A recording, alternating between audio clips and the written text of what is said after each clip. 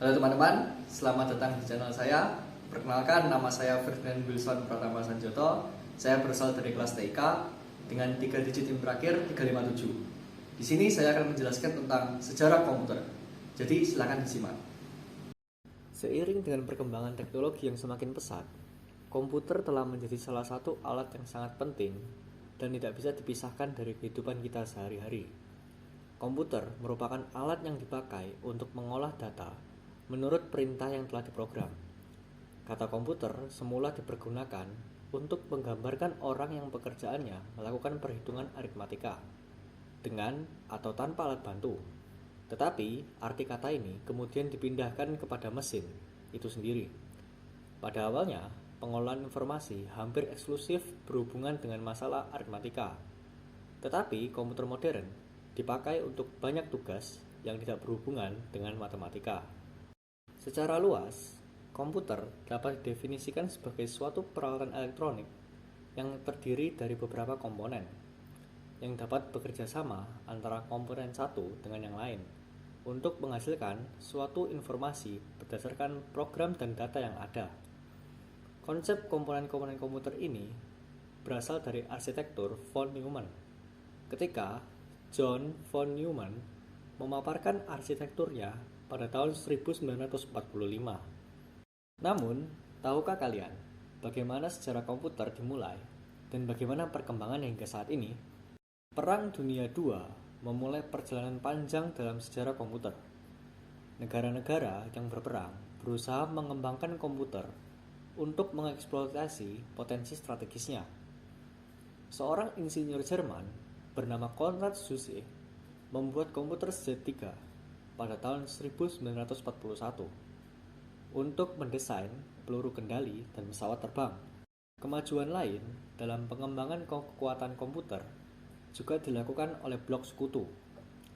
Tahun 1943, Inggris membuat komputer pemecah kode rahasia yang disebut Colossus untuk memecahkan kode rahasia yang digunakan oleh Jerman Nazi. Pembuatan Colossus tidak banyak berdampak pada kemajuan industri komputer. Pada saat itu, Amerika Serikat membuat kemajuan lain. Seorang insinyur Harvard yang bekerja di IBM bernama Howard Aiken berhasil membuat kalkulator elektronik untuk Angkatan Laut Amerika Serikat. Kalkulator tersebut memiliki rentang kabel 500 mil dan ukuran setengah lapangan bola kaki. Mark I adalah komputer relay elektronik milik Harvard IBM Automatic Sequence Control Calculator. Untuk menggerakkan komponen mekanik, ia menggunakan sinyal elektromagnetik. Mesin tersebut lambat, memerlukan waktu 3 hingga 5 detik untuk setiap perhitungan, dan tidak fleksibel. Urutan perhitungannya tidak dapat diubah. Perhitungan aritmatik dasar serta persamaan yang lebih kompleks dapat dilakukan oleh kalkulator ini. Pemerintah Amerika Serikat dan Universitas Pennsylvania bekerja sama untuk membuat Electronic Numerical Integrator and Computer atau yang kita sebut dengan ENIAC, yang merupakan perkembangan komputer lain pada masa itu. Komputer serbaguna ENIAC yang dirancang oleh John Presper Eckert dan John Mauchly bekerja 1000 kali lipat lebih cepat dibandingkan dengan Mark I dan terdiri dari 18.000 tabung vakum, 70.000 resistor, dan 5 juta titik solder. Komputer tersebut merupakan mesin yang sangat besar dan mengonsumsi daya sebesar 160 kW. Pada tahun 1945, von Neumann menciptakan Electronic Discrete Variable Automatic Computer atau EDVAC yang memiliki memori untuk menampung data dan program. Teknik ini memungkinkan komputer untuk berhenti sejenak dan kemudian kembali bekerja. Unit pemroses sentral atau elemen penting dalam arsitektur von Neumann memungkinkan koordinasi seluruh operasi komputer melalui satu sumber. Universal Automatic Computer I yang dibuat oleh Remington Rand pada tahun 1951 menjadi komputer komersial pertama yang menggunakan model arsitektur von Neumann. Komputer generasi pertama dikarakteristikan dengan fakta bahwa instruksi operasi yang dibuat secara spesifik untuk suatu tugas tertentu. Setiap komputer memiliki program kode biner yang berbeda-beda, yang disebut dengan bahasa mesin. Hal ini menyebabkan komputer sulit untuk diprogram dan membatasi kecepatannya. Ciri lain komputer dari generasi pertama adalah penggunaan tabung vakum, yang membuat komputer pada masa tersebut berukuran sangat besar, dan silinder magnetik yang digunakan untuk penyimpanan data. Perkembangan komputer sangat dipengaruhi oleh penemuan transistor pada tahun 1948. Mereka menggantikan tabung vakum di televisi, radio, dan komputer. Akibatnya, ukuran mesin elektrik menjadi sangat kecil. Pada tahun 1956, transistor mulai digunakan dalam komputer. Komputer generasi kedua lebih kecil, lebih cepat, dan lebih dapat diandalkan, serta lebih hemat energi daripada generasi pertama. Berkat temuan lain tentang memori inti magnetik, superkomputer adalah mesin pertama yang menggunakan teknologi baru ini. IBM membuat superkomputer, Stretch dan Sperry-Rand membuat LARC. Keduanya dikembangkan untuk laboratorium energi atom karena memiliki kemampuan untuk menangani volume data yang besar. Kemampuan ini sangat penting bagi peneliti energi atom. Mesin tersebut mahal dan seringkali terlalu rumit untuk kebutuhan komputasi bisnis sehingga kurang populer. Komputer generasi kedua mulai muncul dengan sukses di bisnis, universitas, dan pemerintahan pada awal tahun 60-an. Komputer generasi kedua ini adalah komputer yang menggunakan transistor sepenuhnya.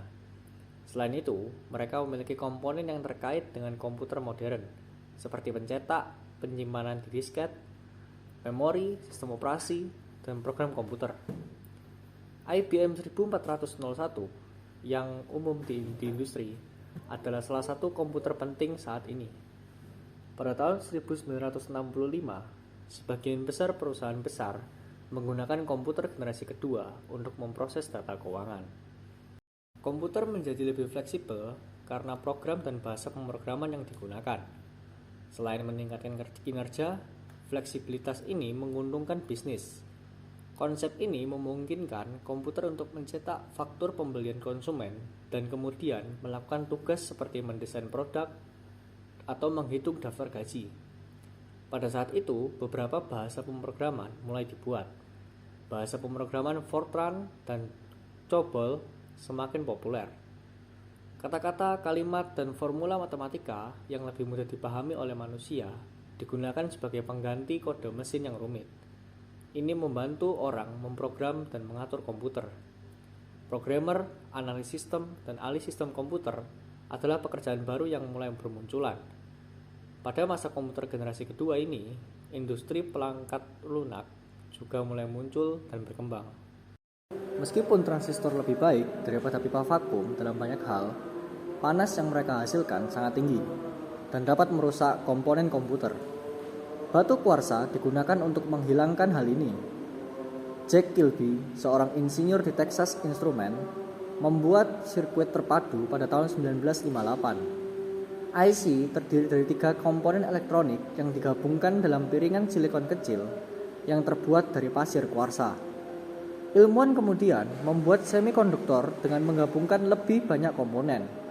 Hasilnya, komputer menjadi lebih kecil karena bagian dapat dipadatkan dalam chip. Salah satu kemajuan lain dalam komputer generasi ketiga adalah sistem operasi, juga dikenal sebagai operating system. Ini memungkinkan komputer menjalankan berbagai program secara bersamaan, serta program utama yang memantau dan mengatur memori komputer. Tujuan pengembangan setelah IC menjadi lebih jelas, yaitu mengecilkan ukuran sirkuit dan bagian-bagian elektrik. Ultra Large Scale Integration atau ULSI meningkatkan jumlah komponen yang dapat disimpan dalam chip tunggal menjadi jutaan. Tetapi pada tahun 1980-an, Very Large Scale Integration atau VLSI dapat menampung ribuan komponen dalam satu chip. Harga dan ukuran komputer turun karena kemampuan untuk memasukkan banyak komponen dalam keping yang berukuran setengah keping uang logam. Hal ini juga meningkatkan keterandalan, efisiensi, dan daya kerja komputer. Chip Intel 4004 yang dibuat pada tahun 1971 membawa kemajuan pada IC dengan menyatukan semua komponen komputer seperti CPU, memori, dan kontrol input atau output dalam chip yang sangat kecil. Sebelumnya, IC hanya dibuat untuk melakukan tugas tertentu. Sekarang, mikroprosesor dapat dibuat dan diprogram dengan memenuhi semua kebutuhan. Tidak lama kemudian, setiap peranti rumah tangga seperti microwave, oven, televisi, dan mobil yang menggunakan bahan bakar elektronik atau EFI memiliki mikroprosesor. Dengan perkembangan ini, orang biasa dapat menggunakan komputer. Perusahaan besar dan lembaga pemerintah tidak lagi mengendalikan komputer. Perakit komputer memberikan produk komputer mereka kepada masyarakat umum pada pertengahan tahun 1970-an. Komputer-komputer ini disebut sebagai mini komputer dan dilengkapi dengan peranti lunak yang mudah digunakan oleh orang biasa. Saat itu, program word processing dan spreadsheet adalah peranti jenis lunak yang paling banyak digunakan. Video game seperti Atari 2600 menarik pelanggan pada komputer rumahan yang lebih canggih dan dapat diprogram pada awal 1980-an. IBM memperkenalkan personal komputer atau PC yang untuk digunakan untuk kantor, rumah, dan sekolah pada tahun 1981. Pada tahun 1982, jumlah PC yang digunakan melonjak dari 2 juta menjadi 5,5 juta. 10 tahun kemudian, yang digunakan adalah 65 juta komputer. Komputer terus berkembang menjadi lebih kecil seperti desktop, laptop, atau bahkan palmtops. IBM PC bersaing dengan Apple Macintosh dalam persaingan pasar komputer. Apple Macintosh menjadi terkenal karena memiliki sistem grafis pada komputernya. Sementara saingannya masih menggunakan komputer yang berbasis teks. Macintosh juga memiliki penggunaan mouse.